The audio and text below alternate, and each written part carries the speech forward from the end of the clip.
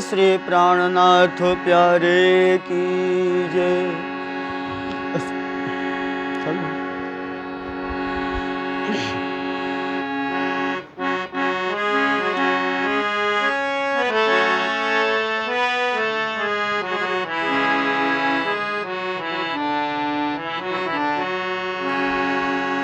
बिंद में सिंध समाया रे साधो, बिंद में सिंध समाया,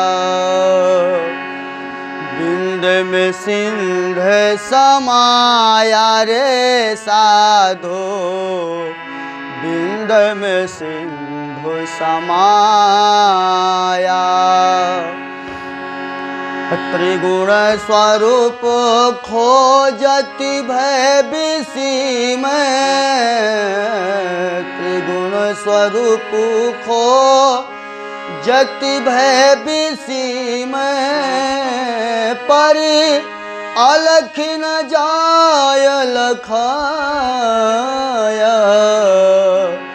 बिंद में सिंधु समाय रे साधो, बिंद में सिंधु समाया, बिंद में सिंधु समाया रे साधो, बिंद में सिंधु समाया।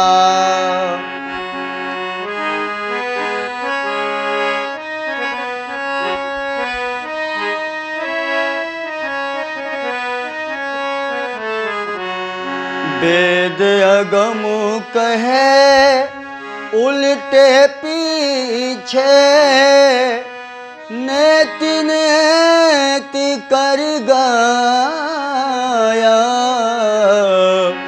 वेद अगम कहे उल्टे पीछे, नेति नेति कर गाया।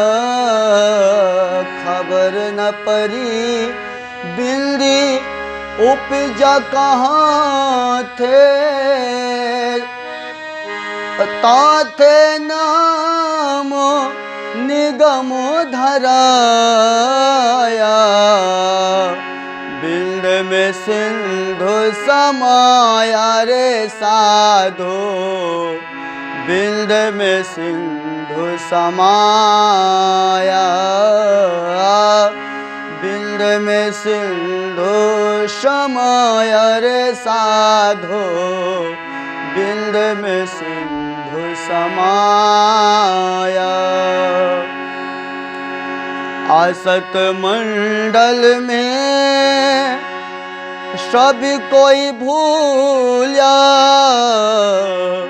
असत मंडल में सब कोई भूला, पर अखंड किने न बताया।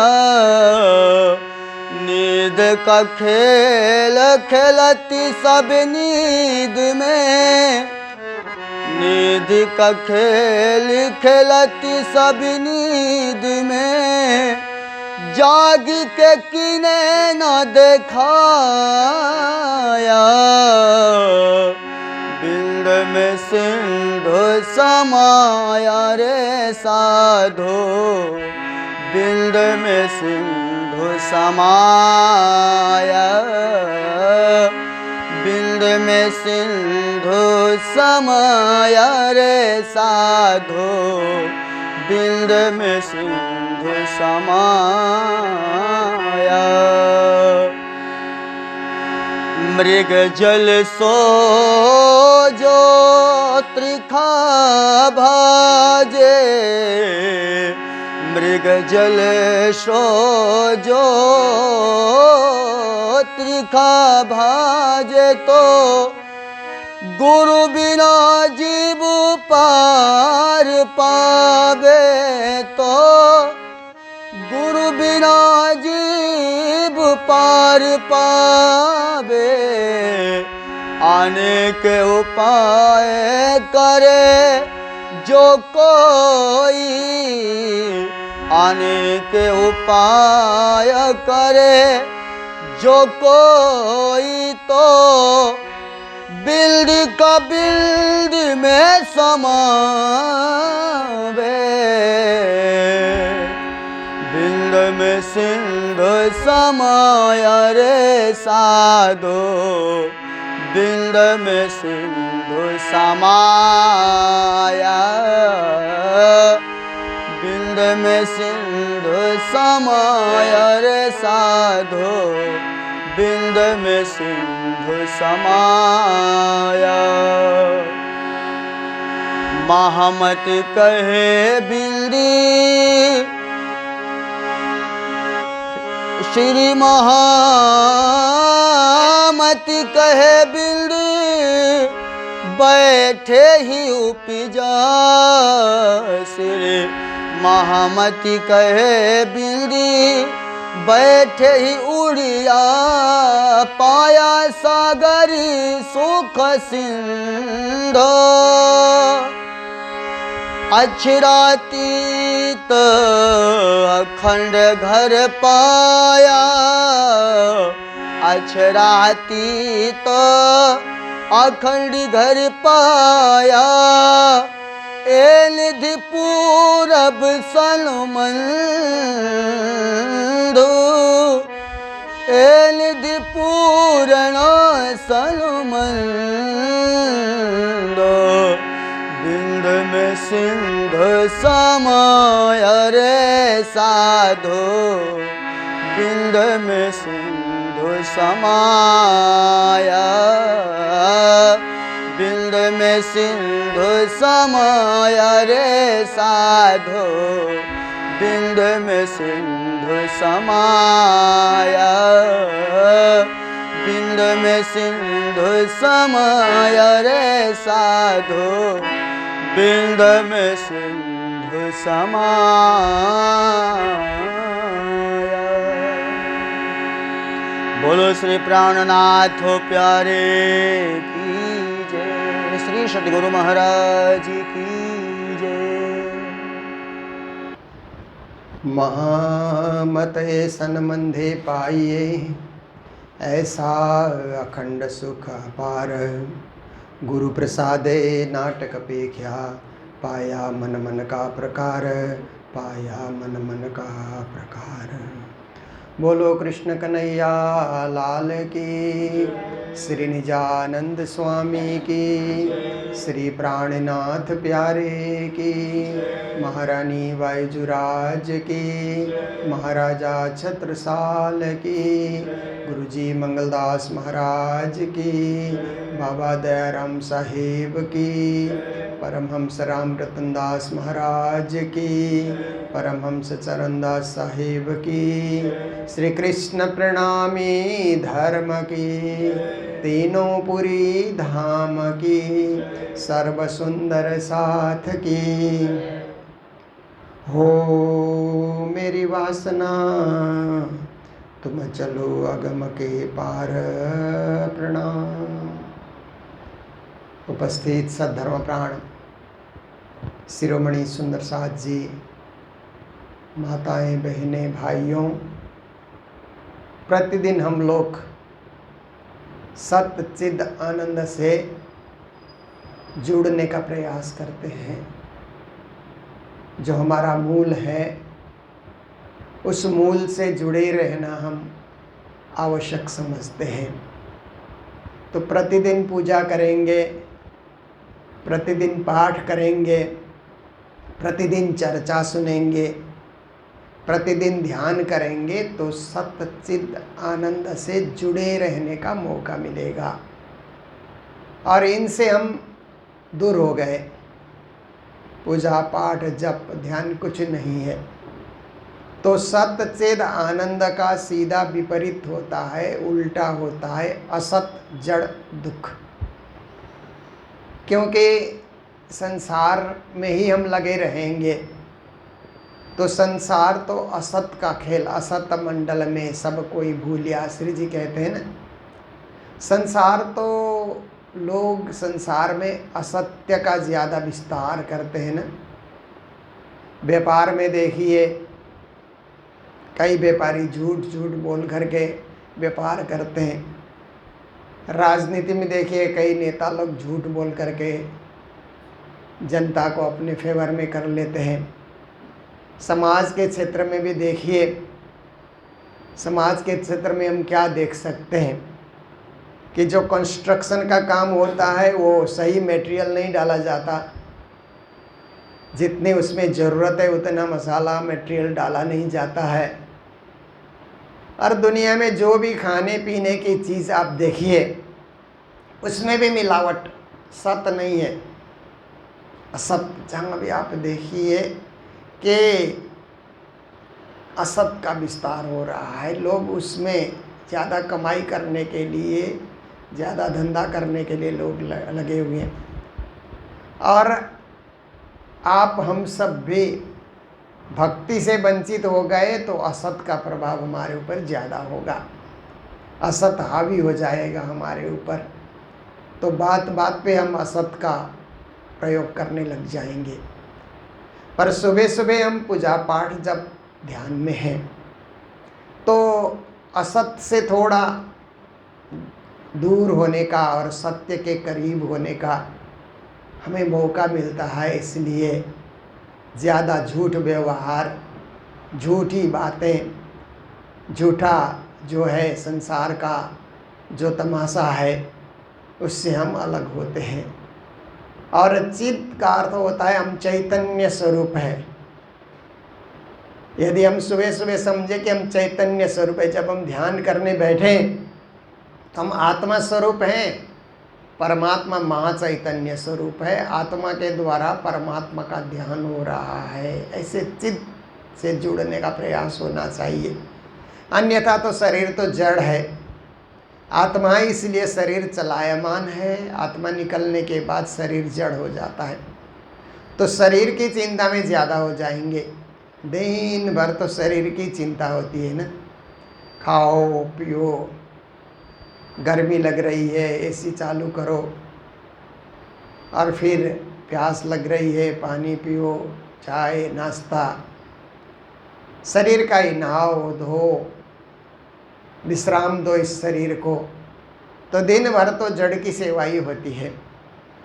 तो सुबह सुबह हम आत्मा चिंतन में लग जाएं, अपने आत्मा स्वरूप चिद्घन स्वरूप का स्मरण करें कि मैं चैतन्य स्वरूप भी हूँ, मात्र मैं शरीर नहीं हूँ, मैं आत्मा भी हूँ। ऐसा सोच करके सुबह सुबह आत्मा की ओर लौटने का कार्य हम प्रारंभ करें तो चैतन्यता से हम भरपूर हो जाएंगे। फिर एक शब्द है आनंद। आनंद क्या है? वो भी अंदर से प्रकट होता है। सुख बाहर से मिलता है, जैसे सुख कहते हैं ना, वो बाहर से हमको मिल रहा है। जैसे अभी गर्मी है तो पंखा चल रहे हैं ना, सुख मिल रहा है, थोड़े हवा आने का सुख मिल रहा है, नहीं तो हम बिना पंखे के रह ही नहीं सकते हैं। ठंडी के दिनों में कोई पंखा चला दे तो सुख नहीं मिलता है, फिर बंद करो पंखा, ऐसा हम कहने लग जाते हैं, क्योंकि ये बाहर से मिल रहा है सुख। खाने से सुख मिलता है, हम थोड़े भूखे हैं, सुबह सुबह तो भूखे हो जाते हैं ना, क्योंकि रात को हमने 8 बजे खा लिया, 9 बजे खा लिया। सुबह 8 बजे नाश्ता न मिले तो 12 घंटे का गैप हो जाता है, तो आप भूखे हो ही जाएंगे। तो आप देखिए कि जब आप नाश्ता करते हैं, भोजन करते हैं, वो बाहर की चीज़ें हैं ना, अंदर जाती है तो सुख का अनुभव होता है। पेट भर रहा है, तृप्ति हो रही है, एक सुखानुभूति होती है। पर आनंदानुभूति जिसको कहते हैं, आनंद की अनुभूति, वो अंदर से जैसे कोई पुराने मित्र मिले और बड़ी देर हम पुरानी बातें करते रहे, अपने यादों को ताज़ा करते रहे, जब वो चला जाता है तो अंदर से एक आनंद की अनुभूति होती है कि कितने दिनों बाद मिले, कितने अच्छे हम लोग दोस्त थे बचपन के, कभी कोई हम लोगों में स्वार्थ नहीं था, निस्वार्थ भाव से हम एक दूसरे को स्नेह करते थे, एक अंदर का आनंद। तो ऐसे ही कभी कभी आप देखिए कि कहीं आप चले गए और अच्छे सुंदर साथ मिले, प्रेमी सुंदर साथ मिले, और थोड़ी देर बातचीत हुई, आप बिछुड़ गए, तो दिन भर उन लोगों से जो बातें हुई, उन लोगों से मिलने में एक प्रकार का आपके अंतर सुख मिला, वो आनंद का अनुभव दिन भर बना रहता है। कभी हम गुरुजनों से मिले और गुरुजनों से दो बातें हुई, कुछ प्रवचन सुनने को मिला, आशीर्वाद मिला, तो वो आशीर्वाद का एक वाइब्रेशन आप सोचिए, एक आनंदानुभूति कई दिनों तक बना रहता है। तो देखिए कि अंदर से जो खुशी मिलती है वो आनंद है, बाहर से जो खुशी मिलती है उसको सुख कहा जाता है। श्री प्राणनाथ जी महाराज ने सुख शब्द का भी प्रयोग किया है, आनंद शब्द का भी प्रयोग किया है। ए सुख देव ब्रह्म सृष्टि को, ये भी उन्होंने प्रयोग किया है। और आयो आनंद अखंड घर को, फिर आनंद शब्द का भी प्रयोग किया है। तो श्री प्राणनाथ जी महाराज ने जहाँ सुख का प्रयोग किया ना, कहीं कहीं सदा सुख भी कहा है। आनंद के लिए दूसरा शब्द उन्होंने ढूंढा कि सदा सुख, सदा सुखदाता धाम धनी, ऐसे भी चौपाई आती है ना। तुम सदा सुख से जुड़े रहें, सतचिद आनंद से जुड़े रहें, ये हमारा ध्येय होना चाहिए, लक्ष्य होना चाहिए। मात्र असत जड़ दुख के पीछे हम भागते रहें तो परिणाम कुछ आने वाला नहीं है। परिश्रम होता है, परिणाम नहीं मिलता है। और भी इसमें परिश्रम कम है पर परिणाम अच्छा मिल जाता है, क्योंकि एक आनंदानुभूति की प्राप्ति हो जाना ये बहुत बड़ी चीज़ है। अंत घड़ी में ये चीज़ें काम आती है। तो यही प्राप्ति करने के लिए हम सब लोग सुबह सुबह चर्चा में एकत्रित होते हैं और प्राणनाथ जी से जुड़ाव रखते हैं कि प्राणनाथ जी ने डायरेक्ट हमें क्या कहा। उनकी वाणी पढ़ते हैं तो उनके साथ जुड़े रहने का, उनके होने का, और वो हमारे बिल्कुल पास हैं। 400 साल की ये जो दूरी है ना, ये कम होने का अनुभव होता है। धनी हमारे ही सामने है, हमारे पास है, वचनों के द्वारा हमें जागृत कर रहे हैं। तो आज कीर्तन के अंतर्गत जिस प्रकरण में हम लोग प्रवेश कर रहे हैं, ये राग मारू में श्री जी ने सजाया है।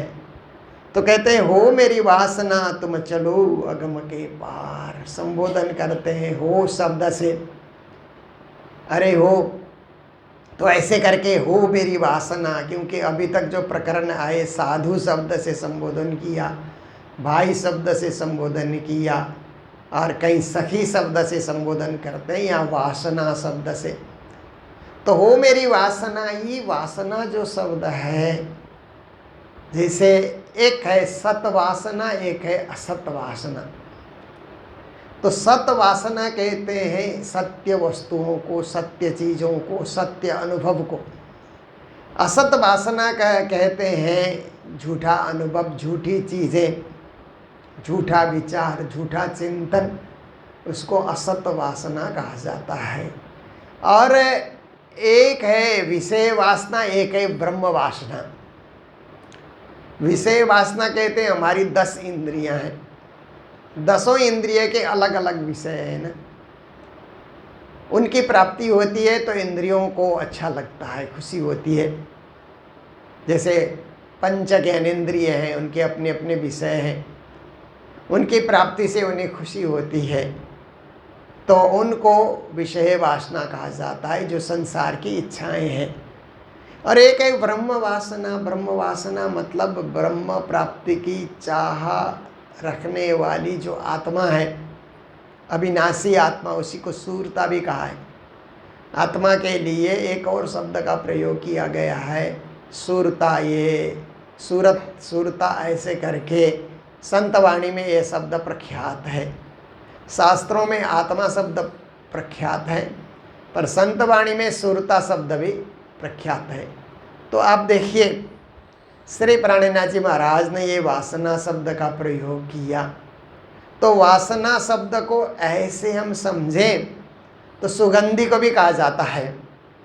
जैसे बास कहते हैं ना, कहीं दुर्गंधी है तो हम बास कहते हैं, सुवास कहेंगे तो सुगंधि, उसी को सुगंधि कहा जाएगा। तो आप देखिए, प्राणनाथ जी महाराज ने परम धाम की सुगंधि जिन आत्माओं में झलकती है, जो परम धाम से सुगंधि लेकर के इस संसार में जो आत्माएं आई हुई हैं उनको संबोधन करते हुए, हो मेरी वासना, हे मेरी ब्रह्म वासनाएं, हे मेरी ब्रह्म आत्माएं, इस प्रकार से संबोधन कर रहे हैं। तुम चलो अगम के पार, कहते हैं तुम्हारा घर यही नहीं है जिसमें तुम बैठे हो। जिस घर में बैठते हैं तो वो ही मेरा लगता है, और कहीं घूम फिर करके घर में प्रवेश करते हैं तो आनंद आता है, घर आ गए ऐसा करके। क्योंकि बाहर निकलते हैं ना तो अपना बैग ले लेके चलना पड़ता है ना, उसी एक बैग में निर्भर होना पड़ता है। कोई भी सामान उससे निकालो उसी में डालो। पर घर आ जाते हैं तो आज़ाद हो जाते हैं, पूरा घर में रहा है, कहीं भी सामान रखो, कहीं भी छोड़ो, कहीं भी उसका प्रयोग करो, तो घर आने का एक अलग आनंद मिलता है। तो ये तो शरीर का घर है, इसीलिए शरीर के घर में प्रवेश करते ही एक सुखानुभूति होती है। पर प्राणनाथ जी महाराज जिस घर की बात कर रहे हैं वो आत्मा का घर, क्योंकि वो संसार से परे के घर की बात कर रहे हैं, अगम से भी परे है। क्योंकि गम तो ये 14 लोक को कहा जाता है, सीमा जिसकी है ना उसको हद भी कहा। जहाँ तक गम है, जहाँ तक पहुँच है, देवताओं की पहुँच है, हमारी पहुँच नहीं है तो देवताओं की पहुँच है, अवतारी पुरुष की पहुँच है, इसलिए उसको गम।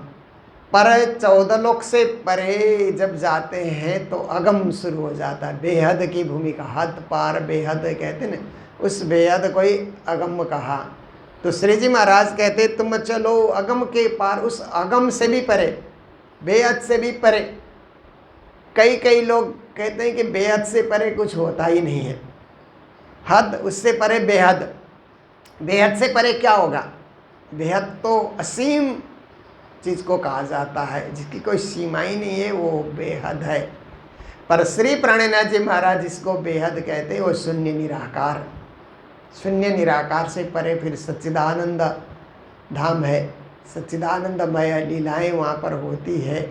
इसीलिए ये क्या है, दृश्यमान जगत, अदृश्य निराकार, उससे परे शुद्ध सच्चिदानंदमय धाम।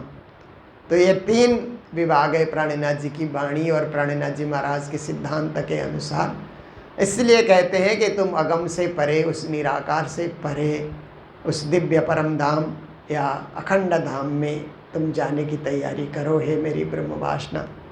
अगम पार अपार पार तहाँ है तेरो करार। फिर कहते हैं अगम से परे, उससे भी परे जिसे अपार कहा जाता है कि पार पाया नहीं जा सकता, दुष्कर है। कई लोग तो कहते हैं माया से पार पाना ही दुष्कर है। माया, ए माया से अति बलवंती, कहते हैं ना, ऐसी बलशाली ये माया है कि इस माया की परिधि से पार पाना ही असंभव है। पर कुछ ज्ञानी इससे पार पा जाते हैं। फिर पार पा करके क्या है कि शून्य निराकार तक ध्यान लगाते हैं। बहुत सारे संप्रदायों में ब्रह्म को शून्य माना जाता है, निर्विकार निराकार। संन्यास मत में देखिए तो ब्रह्म को निराकार ही माना जाता है। आर्य समाजी मत में देखिए तो भी ब्रह्म को निराकार माना गया है। उनके 12 जो सिद्धांत है उसमें उनके ब्रह्म सच्चिदानंद स्वरूप निराकार कहा है। तो एक बार गुरुजी महाराज के साथ कुछ आर्य समाजी विद्वान आए और कहने लगे कि आप सच्चिदानंद ब्रह्म शुद्ध साकार कहते हैं, जबकि ब्रह्म तो निराकार है। तो गुरुजी ने कहा आपका जो 12 सिद्धांत है ना उसको खोलिए। तो जैसे ही उन्होंने खोला तो पहला ही वाक्य आया कि ब्रह्म सच्चिदानंद स्वरूप निराकार है। तो गुरु महाराज ने कहा कि सच्चिदानंद है तो वो निराकार कैसे हो सकता है? निराकार है तो सच्चिदानंद हो ही नहीं सकता है। तब वो लोग कहने लगे कि ये तो हम कब से ही पढ़ते आ रहे हैं, पर इस पर हमने गौर से विचार नहीं किया था। आपने हमारी नज़र खोल दी कि बात आप ठीक कह रहे हैं कि एक तरफ सच्चिदानंद भी कहा जा रहा है और उसको निराकार भी साथ में कहें तो ये तो युक्ति संगत नहीं है। तो देखिए श्री प्राणनाथ जी महाराज का सिद्धांत यही है कि अगम से परे जिसे अपार कहा जाता है उससे भी पार पाना है। अपार से भी निकल जाना है, उस महाशून्य महानिराकार से भी निकल जाना है। तहाँ है तेरो करार। अब बेहद की भूमिका में या अक्षर की भूमिका में जब हम प्रवेश करते हैं तो आनंद आता है, क्योंकि अविनाशी क्षेत्र में हम पहुंच गए, जहाँ आवागमन नहीं है, लौट करके जहाँ से न स पुनरावर्तते कहते हैं ना, जहाँ से पुनरागमन नहीं होगा, पुनर्भव नहीं होगा, पुनर्जन्म नहीं होगा, ऐसे अक्षर की भूमि में हमने प्रवेश किया। तो अक्षर की भूमि कहाँ तक है? प्रणव ब्रह्मा, अव्याकृत ब्रह्मा, सबलिक ब्रह्मा, केवल ब्रह्मा, सत्स्वरूप ब्रह्मा और अक्षर ब्रह्मा, ये अक्षर के चतुष्पाद के अंतर्गत ही आते हैं। फिर प्रणव ब्रह्म से इधर आएंगे तो महाशून्य महानिराकार, जिसकी परिधि असीम बताई जाती है, वो महाशून्य महानिराकार। फिर उससे इधर आएंगे तो 14 लोक की सृष्टि है, फिर भगवान नारायण के द्वारा 14 लोक की सृष्टि होती है। तो इस प्रकार से अक्षर की भूमिका में प्रवेश करते ही शांति मिलेगी कि चलो हम अखंड भूमि में आ गए। जैसे आप कभी कभी क्या होता है कि हम भी यात्रा में निकलते हैं, यात्रा में निकल करके जैसे ही अब हम लोग कालिम्पोंग जाते हैं ना, तो कालिम्पोंग की परिधि शुरू होती है ना, वो तीस्ता नदी पार करके पहाड़ी जब हम चढ़ना शुरू करते हैं तो शांति मिलती है, बस अपनी जगह आ गए, ऐसा अनुभव होता है ना। आप लोग दिल्ली रहते हैं तो बाहर शहर कहीं घूमने गए और दिल्ली आई, नज़दीक पहुँचे तो आपको शांति मिलती है, चलो शहर में आ गए, अपनी परिधि में आ गए, परिधि में आए तो अपने घर में भी पहुँच जाएंगे। तो इस तरह से तहाँ है तेरो करार। श्री जी कहते हैं वहाँ जाने के बाद तेरी आत्मा को, तेरी सुरता को, तेरी ब्रह्म वासना को शांति मिलेगी। तो देख निज दरबार अपनो, सूरत यही संभार। फिर कहते हैं हे ब्रह्मात्मा, अपने निज दरबार को देखो। निज धाम कहते हैं ना, एक चौपाई मिलती है ना गौरी में, अब मन चलियो निज दरबार, अब मन चलियो निज दरबार। 5 तत्व वैकुंठ शून्य से, गुण निर्गुण से न्यार, अब मन चलियो निज दरबार। बहुत सुंदर है। हम लोग ये ऐसे तो प्रार्थना पुष्पांजलि में है, गाते ही हैं, परंतु कहीं कहीं किसी का धाम गमन होता है ना, तो वहाँ भी जाकर के हम लोग गा देते हैं, क्योंकि उसमें ये हद संसार से लेकर के कैसे परम धाम तक होते होते परम धाम में मूल मिलावे तक आत्मा कैसे जाती है, पूरी चौपाइयों में बताया गया और गा करके उसको सुनाया जा सकता है। तो घर वालों को भी अच्छा लगता है कि जो चला गया उसकी सुरता उठ करके उस दिव्य धाम के मूल मिलावे में झलहल ज्योति करे रे, सिंहासन शोभा बहुत अपार, अमर सखी सेवा में हाजिर, पायो नित्य बिहार, अब मन चलिए निज दरबार। राज्य के झलझलाकार सिंहासन में सखियां घेर कर बैठी है, सुरता को वहीं जाकर जागना है। तो ये प्रकरण केवल उस समय गाने का प्रकरण है, ऐसी बात तो नहीं, हम कभी भी गा सकते हैं, शाम को गौरी आरती में भी गा सकते हैं, ऐसे भजनों के रूप में भी गा सकते हैं, पर निज दरबार शब्द वहाँ पर आया हुआ है। और श्री प्राणनाथ जी महाराज यहाँ निज दरबार शब्द का प्रयोग कर रहे हैं। तू देख निज दरबार अपनो, अपने निज दरबार आत्मा के दरबार को देखो, क्योंकि परम धाम का रंग महल दरबार है, राज्य का दरबार है। जैसे पहले पहले राजा लोग होते थे ना, जहाँ राजा लोग रहते थे उनके घर को दरबार कहा जाता रहा। अब तो राजा लोग रहे नहीं, अब तो क्या है कि गणतंत्र देश हुआ, पर विश्व में आज भी कई ऐसे देश हैं कि जहाँ राजाओं की मान्यता है। तो जहाँ राजा लोग जहाँ रहते हैं बड़े बड़े दरबार उनके बने रहते हैं, सजे हुए दरबार, सुंदर दरबार उनके होते हैं। श्री प्राणनाथ जी महाराज ने इस दरबार शब्द को और सुशोभित करते हुए कहा, जहाँ पूर्ण ब्रह्म परमात्मा अक्षरातीत श्री राज जी रहते हैं, उनका धाम भी दरबार ही है। असली दरबार तो वही है, इसलिए अपने निज दरबार को देखो। सूरत यही संभार, और अपनी सुरता को उसी निज दरबार में लौटाने के लिए आप कोशिश करो। सुरता को पहले तो संभालो, सुरता को संभालना बहुत ज़रूरी है, क्योंकि ये तो संसार की ओर भागे जा रही है। इसको पहले पकड़ना होगा, इसको स्थिर करना होगा, फिर राज्य के तरफ झुका देना होगा, तो इसको अच्छी तरह संभाल लेना और संभालते हुए अपनी सुरता को परम धाम में झुका देना, परम धाम की भक्ति से जोड़ना। कहते हैं हे ब्रह्म वासना, ये कार्य आपको करते हुए चलना है। फिर कहते तू कहाँ देखे इन खेल में। कहते इस खेल में क्या देख रहे हो, क्योंकि जितना देखोगे ना उतना देखने की इच्छा होती है। ये खेल ऐसा आकर्षक है कि एक खेल देखो दूसरा देखने की तीसरा। जैसे लोग सिनेमा देखते हैं ना, एक सिनेमा देखने के बाद फिर कई कई सिनेमा देखने की इच्छा होती है, इच्छा कभी पूरी होती नहीं है। आप देखिए कि ये खेल की बात है, पहले तो खेल देखने के लिए दूर जाना पड़ता था ना, कोई नाटक देखने के लिए, तमाशा देखने के लिए। आप देखिए सिनेमा देखने के लिए भी घर छोड़कर दूर जाना पड़ता था। अब तो विज्ञान ने ऐसा कर दिया कि खेल हमारे घर में ही पहुंचा दिया। टीवी और मोबाइल फ़ोन के माध्यम से आप देखिए, मोबाइल में आप अब जब आप जो लोग फेसबुक और यूट्यूब में से जुड़े रहते हैं तो व्हाट्सएप में भी आप देखिए, और भी कई हैं पर हम लोग जितने का प्रयोग करते हैं उसको देखने लगते हैं ना, तो लोग देखते रहते हैं ना, अपने उंगली को घिसते रहते हैं वहाँ पर बार बार आधे घंटे तक, कभी कभी 1 घंटे तक। और कई कई लोग तो रात को 12-1-2 बजे तक सोते भी नहीं हैं, उसी में लगे रहेंगे। क्या देखते हो, खेल है ऐसे तो। और वहाँ जो कुछ दर्शाया गया है वो सब सच भी नहीं होता है। कई लोग बनावटी चीज़ भी डाल देते हैं ना, झूठी झूठी चीज़ें भी डाल देते हैं, और आप भूले जा रहे हो, देखे जा रहे हो, समय बर्बाद कर रहे हो। तो कहाँ देखे इन खेल में। श्री जी महाराज कहते हैं ये संसार खेल है, खेल समझो तो उससे आकर्षण नहीं होगा, उसको असली समझो तो उससे आकर्षण हो जाता है। जो कुछ भी दृश्य दिखाया जा रहा है सोशल मीडिया में वो एक खेल है, लोगों को मनोरंजन देने के लिए ये सब दर्शाया जा रहा है। ये वास्तविकता से दूर है, ऐसा आपको सोचना है। ये खेल को खेल समझना चाहिए। खेल को हमने असली समझ लिया तो उसमें हम बंधे रहेंगे, अटके रहेंगे। खेल समझ लिया तो छोड़ दे, चलो खेल है, ऐसा करके हम छोड़ देते हैं। ये तो पढ़ियो सब प्रतिबिंब, कहते हैं ये सब प्रतिबिंब है, असली तो परम धाम में है। परमात्मा असली लीला तो वो करते हैं, परमात्मा की असली लीला का प्रतिबिंब संसार में दिखलाई पड़ता है।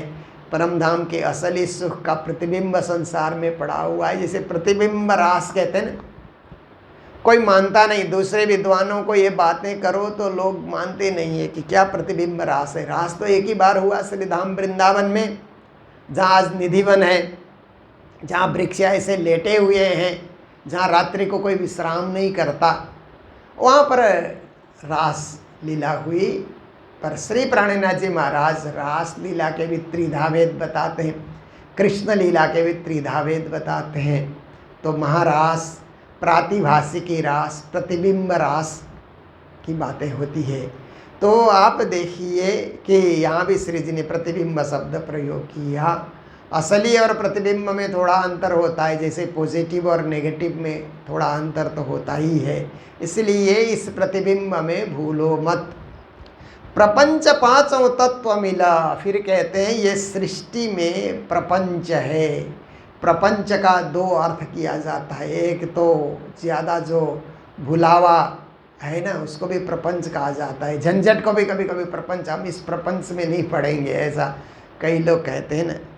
पर पंचीकरण करके एक शब्द आता है वेदांत में, आप देखिए पंचीकरण।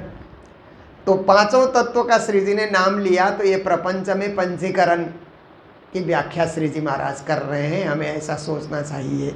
तो क्या है कि पंचीकरण में क्या होता है कि कहते हैं ज्ञानी जन के 5 तत्व है, आकाश, वायु, अग्नि, जल, पृथ्वी। पर कहते हैं कि एक एक तत्व में 5-5 तत्व अंश मात्र से हैं। जैसे आकाश में भी पृथ्वी है ना, धूल की कण उड़ते हुए दिखलाई देती है ना, तो आकाश में भी पृथ्वी का अंश है। आकाश में भी जल का अंश है, आकाश से ही तो बरसात होती है। तो अग्नि तत्व भी है, सब वायु तत्व तो आकाश में है ही। फिर वायु में आप देखिए तो वहाँ भी आकाश है, वायु में भी जल है। देखिए वायु में भी पृथ्वी है, फिर अग्नि में भी पृथ्वी तत्व है, अग्नि में भी जल तत्व है, अंश मात्र, बहुत थोड़े रूप में। कहीं ना कहीं इन चीज़ों में पंचीकरण में एक तत्व के साथ दूसरे तत्वों का भी कुछ न कुछ अंश समाया हुआ होता है। तो इस तरह से पृथ्वी में आप देखिए तो पृथ्वी में भी आकाश तत्व है, वायु तत्व है, जल तत्व है, अग्नि तत्व है। तो इसी को तो प्रपंच पांचों तत्व मिले, पांच तत्व के पंचीकरण से ये प्रपंच तैयार हुआ। सब खेलत सुरत के संग, और इसी में सब अपनी आत्मा को लेकर के खेले जा रहे हैं। तो दुनिया के सब लोग खेले जा रहे हैं, पांच तत्व के साथ सब लोग खेले जा रहे हैं, उसी का विस्तार हो रहा है। पांच तत्व से 25 प्रकृतियां बनती है, एक एक तत्व से 5-5 प्रकृतियां हो करके उस तरह से लोग जो दुनिया में जितने भी जीव हैं, जितनी भी आत्माएं हैं, बस उसमें खेल रही हैं, अपनी सूरता को लगा करके, अपने मन को लगा करके वहाँ पर खेलते जा रहे हैं सब कोई। यहाँ में गुनी ज्ञानी मुनि महंत अगम कर कर गावे। फिर कहते हैं कि संसार में कभी गुनी लोग मिल जाते हैं। गुनी किसको कहते हैं? जो दूसरे का उपकार करते हैं। अन्यथा तो संसार में अपना ही भला करने वाले ज़्यादा लोग मिल जाते हैं, पर कुछ लोग दूसरों का भी उपकार, दूसरों का भी भला कर देते हैं ना, कि मेरा भला हुआ तो औरों का भी भला करें, तो ऐसे लोगों को गुनी कहा जाता है। और ज्ञानी, गुनी के साथ ज्ञानी भी हो तो सोने में सुहागा समझना चाहिए। कभी कभी अज्ञानी लोग भी गुण कर देते हैं, पर ज्ञानी व्यक्ति गुण करे तो ज्ञानी व्यक्ति गुण क्या कर रहे हैं कि जितने भी गुरुजन होते हैं, मुनि महंत का ना, जितने भी मुनि, मुनि मतलब मन को बस पर करने वाले जो त्यागी लोग होते हैं उनको मुनि कहा जाता है। जैसे जैन परंपरा में मुनि करके कहा जाता है। महंत मतलब किसी स्थान का जो देखभाल करता है, संभालता है, उसको महंत कहा जाता है। कि कोई संस्था, आश्रम, मठ चला रहा है, उसको महंत कहा जाता है, वो भी ज्ञानी होता है। ऐसे ही कोई किसी को महंत नहीं चुनते हैं। तो जितने भी गुणी हैं, ज्ञानी हैं, मुनि हैं, महंत हैं, अगम कर कर गावे। परमात्मा का धाम कहाँ है ऐसा पूछने से अगम अगम ऐसा ही कहते हैं। नहीं पहुँच पाओगे, बहुत दूर है, साहेब का घर दूर है। जैसे पेड़ खजूर कहा ना, तो ऐसे दूर परमात्मा का घर बहुत दूर है, ऐसा करके बहुत सारे लोग कहते हैं, अगम अगम की व्याख्या करते हैं। सुने सीखे पढ़े पंडित, और कई कई लोग सुन करके, सीख करके, अध्ययन करके, पढ़ करके पंडित हो जाते हैं ना। पंडित का अर्थ ज्ञानी को कहा जाता है। जो संस्कृत भाषा को भी अच्छी तरह जानता हो उसको पंडित कहा जाता है। पर क्या है कि आजकल जो पौरोहित्य करते हैं ना, जजमान के यहाँ जा कर के कर्मकांड करते हैं, उनको पंडित कहने का प्रचलन बढ़ गया। पर मैंने देखा कि अब जो संस्कृत पढ़े हुए लोग होते हैं वो कहते हैं हमें शास्त्री कहो। पंडित छोटा शब्द है हमारे लिए। जो केवल कर्मकांड करते हैं उनको पंडित कहा जाता है। हम तो ज्ञान का उपदेश भी करते हैं, हमें शास्त्री कहो, हमें आचार्य कहो, क्योंकि पंडित कोई डिग्री नहीं है संस्कृत में। पंडित एक संस्कृत के ज्ञाता को, विद्वान को पंडित कहा जाता है। तो शास्त्री तो डिग्री है। संस्कृत में शास्त्री क्या है कि ग्रेजुएशन जो करता है उसको शास्त्री कहते हैं, एमए करता है तो उसको आचार्य कहते हैं, वो भी एक डिग्री है। पर पंडित ज्ञानियों को कहा जाता है। पर मैंने देखा कि ये संगीत जगत में, शास्त्रीय संगीत जगत में जो शास्त्रीय गान गाते हैं ना, आपने कभी सुना होगा, आधा आधा घंटा एक ही राग को गाए जाते हैं ना शास्त्रीय गान, वे लोग जीवन में पंडित की उपाधि पाने के लिए तरसते रहते हैं। हमें कोई पंडित कहे, कैसे पंडित भीमसेन जोशी करके बहुत बड़े कलाकार थे ना, पंडित की उपाधि उनको मिली थी। तो पंडित जसराज करके बड़े बड़े हो गए ना, अभी तो अब वो लोग हमारे बीच नहीं है, पर आज भी कई उस पंडित उपाधि को पाने के लिए तरसते हैं। तो शास्त्रीय संगीत के क्षेत्र में पंडित शब्द को बहुत विशेष माना जाता है, विशेष उपाधि मानी जाती है। तो श्री प्राणनाथ जी महाराज ने पंडित शब्द प्रयोग कि यहाँ पर सुनते हैं, सीखते हैं, पढ़ते हैं, पंडित कहलाते हैं। पार कोई न पावे पर परम धाम की व्याख्या करना, परम धाम तक जाना, भवसागर से पार पाना, ये सब के बस की बात नहीं है। उसके लिए सूरता साधना, वासना को साधना, आत्मा को साधना बहुत जरूरी है। तो हम लोग तो आधा घंटा के लिए चर्चा में बैठते हैं और रोज़ ही बैठते हैं। तो रोज़ ही प्राणनाथ जी महाराज से जुड़ने का, उनके अनुभव को बांटने का और उनके अनुभव को हृदयंगम करने का हमें अवसर मिलता है। तो आज का भी समय हमारा पूर्ण होने आया। हम लोग श्री कृष्ण प्रणामी मंदिर हकीकत नगर दिल्ली में बैठ कर के चर्चा का रसपान कर रहे हैं। तो आज जो मंगलधाम में सेवा आई है, अमेरिका फिनिक्स निवासी जयसुख भावसार और भारती भावसार जो अत्यंत प्रेमी हैं, और मैं वहाँ जाता हूँ तो उनके यहाँ ठहरने का भी मुझे मौका मिलता है। भारती जी कुछ अस्वस्थ हैं, इसलिए उन्होंने उनके स्वास्थ्य लाभ के लिए राजभोग और भंडारे की सेवा मंगलधाम में भेजी है। तो उनको मंगल कामनाएं, मंगल बधाई, सुस्वास्थ्य की कामना करते हुए आज के प्रसंग को यहीं विराम दे रहे हैं, चौपाई दोहराते हुए। बोलो सतगुरु महाराज की, श्री प्राणनाथ प्यारे की, सर्व सुंदर साथ की। या में गुणी ज्ञानी मुनि महंता, मुनि महंत आगमा कर कर गावे, आगमो कर कर गावे। सुने सीखे पढ़े पंडित, पारा कोई ना पावे, पार कोई ना पावे। बोलो श्री प्राणनाथ प्यारे की, श्री धाम के धनी की प्रणाम।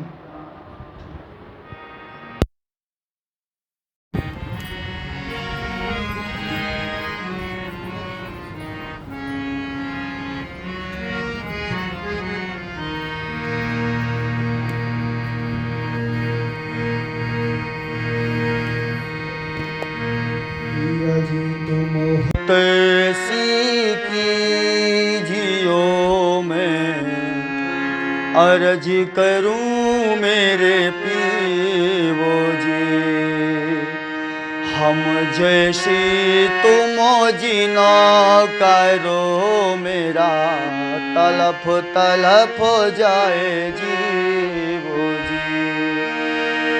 जीवरा तो जीवे नहीं क्यों, मीठे दिल की प्यास जी।